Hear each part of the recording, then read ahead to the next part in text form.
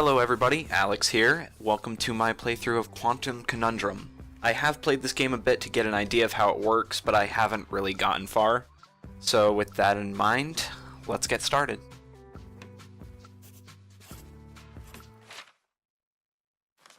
Once upon a time. That's how these things usually start, yes? A sister took pity on her brilliant, prolific, and incredible brother. She had somehow gotten it in her head that he might be lonely, or at least that's what she claims. And so, on a perfectly fine, productive Friday afternoon, the sister picked up her son from the Elwood Academy for Boys and dropped the aggravating child off on the brother's doorstep. Now the boy, had visited Quadrangle Manor on a few occasions. Each time was complete with a grand entrance from the brother, who was in fact a professor and inventor with a profound and soaring intellect. With each visit, the inventions he exhibited became more slick and cutting edge. The boy eagerly awaited the revealing of the professor's latest contrivance, but this, the most captivating of visits, started a bit differently.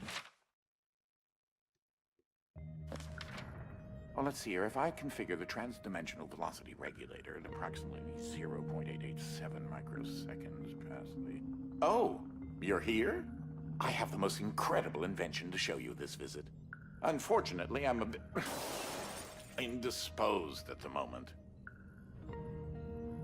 Okay, so this game, it's pretty similar to Portal in that you've got a narrator If you take speaking. your luggage into the foyer, I will join you as soon as I can. Just like that. So I'm going to try not to talk over him, but during the puzzles and stuff he won't be talking too much, just in between them. So let's get started. Oh, you confounded machine. What was that? House is angry at me.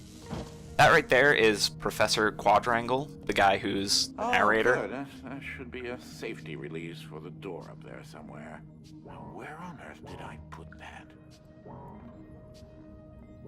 Come on, get the button. Get the button. There we go. Something isn't quite right here. Oh, no, no, no, no, no, no, no, no, no! Ah!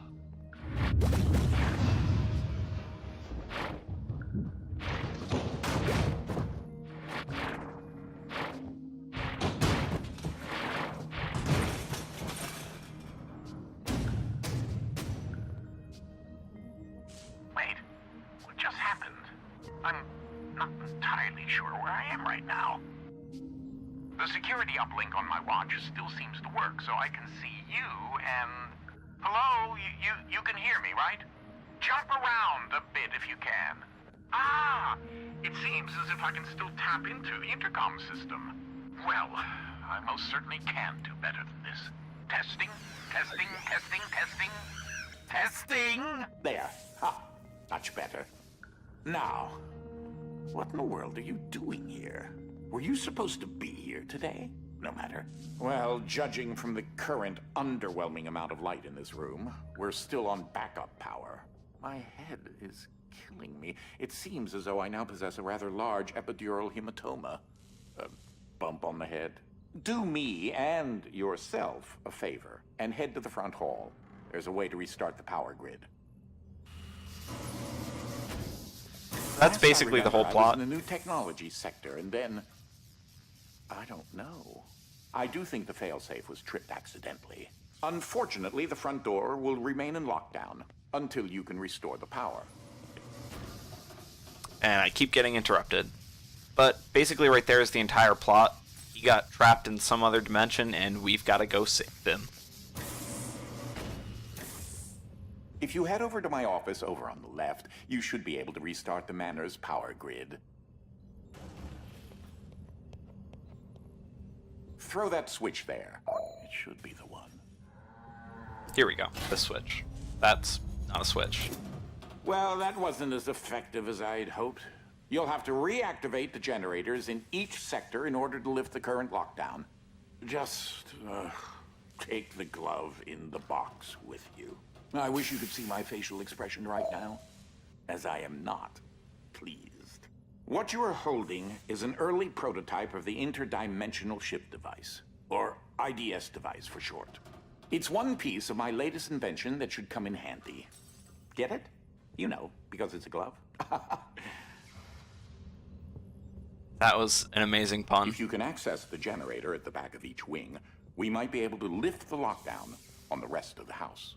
It seems as if the breaker did unlock the blue wing. Well, I suppose you should start there first. There's something I must tell you. My latest invention has required me to make a few adjustments to the house since the last time you barged in. I mean, visited. I noticed when I played the first time that passing through doors often cut off the professor's dialogue. So you're going to see me waiting around a lot for him to finish talking, just so we get the full dialogue instead of me cutting him off mid-sentence. But now that he's done, we can move on. One of the topics that our family has been studying for several generations are rifts, existing between various dimensions. I've been able to develop a power source that will channel enough energy into one of these dimensional rifts that it can be widened enough to travel through.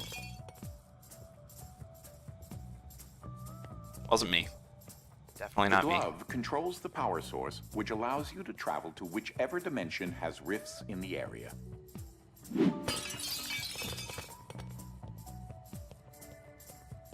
You won't have control over the ability to switch dimensions yet.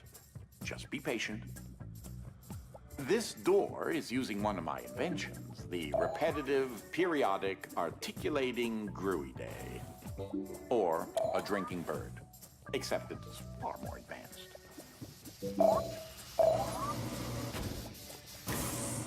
Well, because your glove is an early prototype, it has a few limitations in terms of dimension accessibility and the distance it can be from a receptacle in order to function.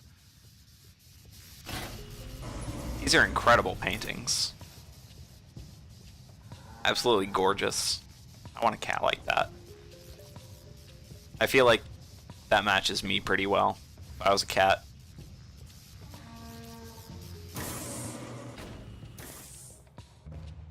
Now the puzzles start. Sort of. They're not really puzzles yet, but they will be. This is such an early experiment with dimensional shifting, so I decided to have it triggered remotely with the drinking bird. Instead of operating a door, the bird will trigger a dimensional shift.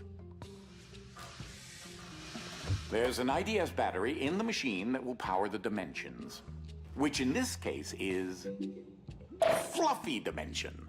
In addition to Fluffy being embarrassingly adorable, it's also rather useful because everything is 10 times lighter than normal. All we have to do here is pick up the safe while it's in Fluffy mode, and then move it over so we can jump up onto the stairs.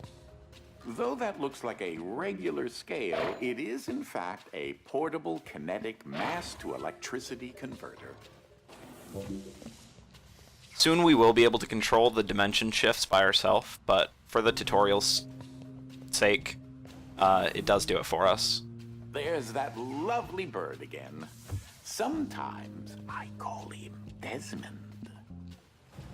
These batteries for each of the dimension shifts that we unlock. Since you're holding a version of the IDS device, you, in fact, are not the you in an alternate dimension.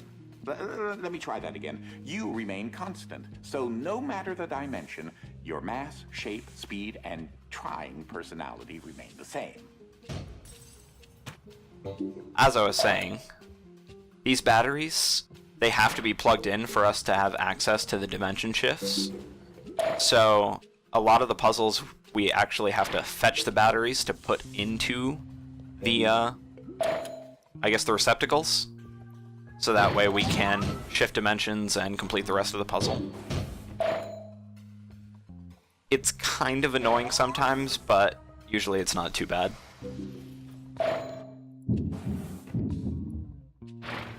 It provides an interesting mechanic when you have to use one shift to go unlock the other one, and then you use that one to get another one. But outside of that, it gets a little bit tedious. You should throw that IDS battery into the receptacle mounted on the wall. That that up receptacle there? will distribute the power source around the room, allowing you to now use your IDS device to switch dimensions at your leisure. Now we can turn on and off Fluffy Dimension whenever we want, as long as one of the purple batteries is plugged into a receptacle. As I mentioned, dimensional rifts in the manor are magnified by the stabilizing energy from the IDS receptacle and batteries. I feel really bad if there's somebody in there. I hope not. See if this does anything. That was incredibly anticlimactic. That was really disappointing. Nope. Like Buckingham Palace guards, don't react to anything. This is what enables you to slip between dimensions when you're wearing the IDS glove.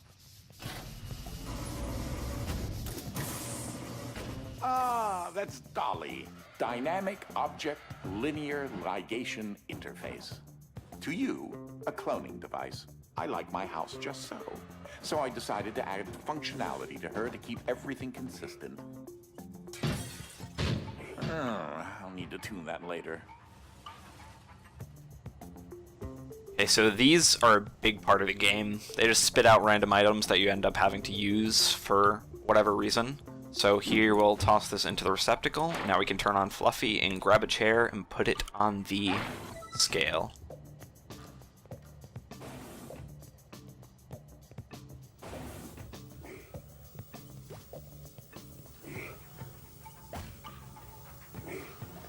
So here we see one of the dollies spitting couches.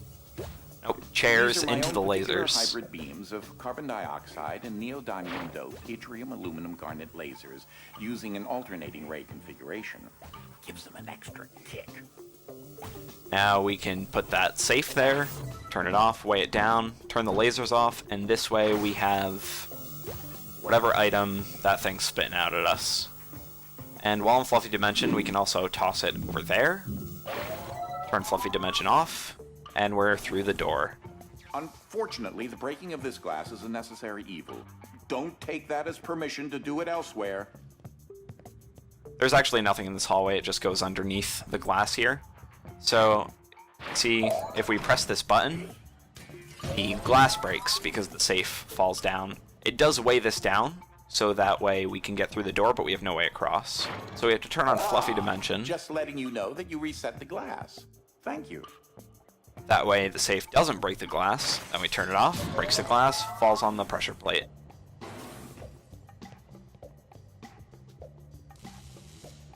Okay, so gotta open this door. Did I miss something? Oh, I just grab a chair. My bad.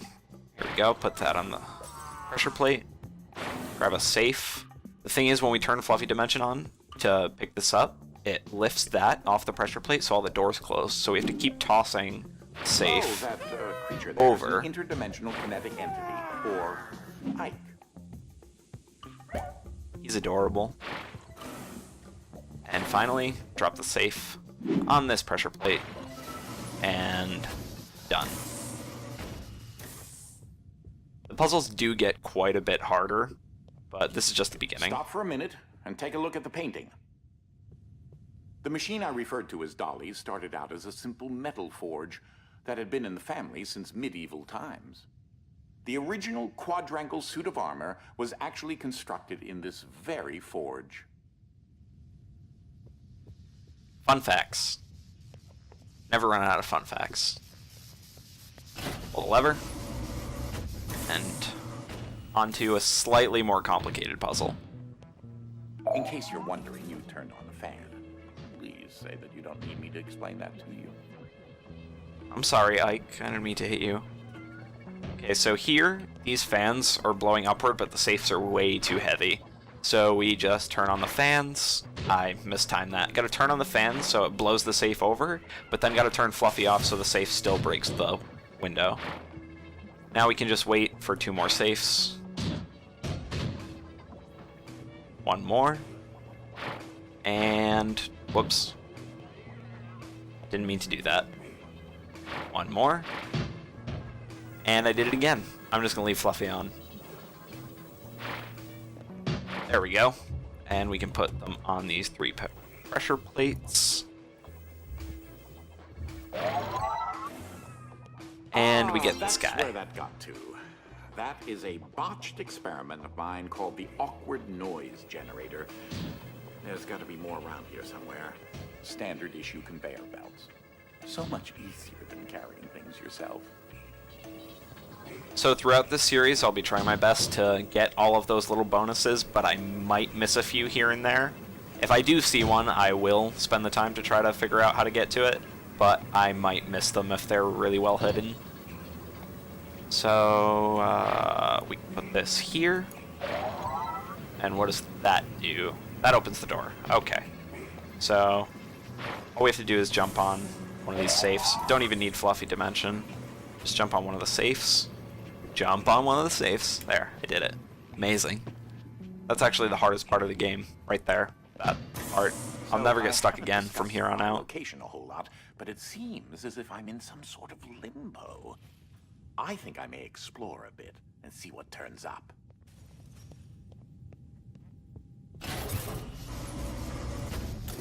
Okay. So what do we have here? Seems like a whole bunch of nothing. Oh, okay. So I can pick up the safe, and if I toss it in time, turning off Fluffy Dimension, it should break the window. You, sir, are There a we go. degenerate. I'm sorry, you gave me no choice. So, I'm gonna turn off Fluffy Dimension, just leave that there for a bit. What does this do? That spits out safes. Okay. So if I turn on Fluffy Dimension, it pushes them up into the air. So we'll turn on Fluffy Dimension, and we're up on the ledge. But I actually need to bring one with me. So we're gonna have to jump like that. There we go. Got it. More hallways. So let's see what this button does. This button spits out safes, and I guess I can pin the safes to the wall. Yep, there we go. Just jump on that, and jump across to the other side. Right now it's just introducing a lot of the subtle mechanics. Well, not subtle, that's not the word I wanted. The main mechanics of the game, so that eventually you can put them all together in bigger puzzles. Let's hit this button, and that starts spitting out safes. And we've got fans blowing that way. So it's pretty similar to the last one, but we need to make a staircase with these safes. So we'll put that up there. Put this one up to medium height, this one up here, and we'll put the third one down at the bottom, right here. That allows us to make a staircase and not make the jump twice. There we go. And we're done. Actually, not yet. We still have no exit. So that button right there turns on more fans, and we, just like the last puzzle, we can ride a safe up to the top. I'm gonna get on it first. There we go. Gonna bring it with me just in case. And there's nothing I need it for.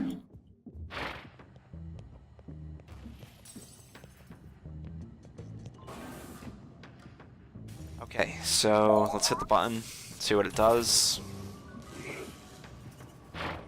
Alright, so it spits out safes.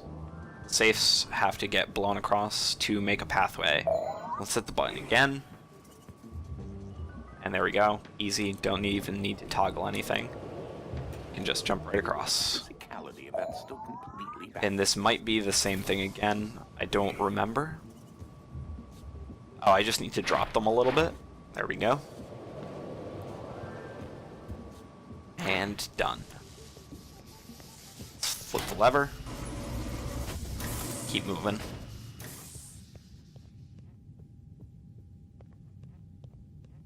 This is one of the animals that Dolly cloned to rather, well, intriguing results. Thus was produced the world's first and only fully elastic dog. I named her Angstrom. You know, come to think of it, it reminds me of this toy from the 80s. Stretch something. It's Stretch Armstrong. In case you didn't pick up on that. I know it was hard, but I'm here for you. And I wouldn't mind an elastic dog. That'd be pretty fun. Ah, you've moved on to a part of the manor where another type of dimensional rift is accessible. This is the Gravid Wolfram dimension, or Heavy for short. This dimension is in direct opposition to the Fluffy dimension and will make things 10 times heavier. Okay, so with this being introduced, I think this is a good place to leave off. So I will see you all next episode.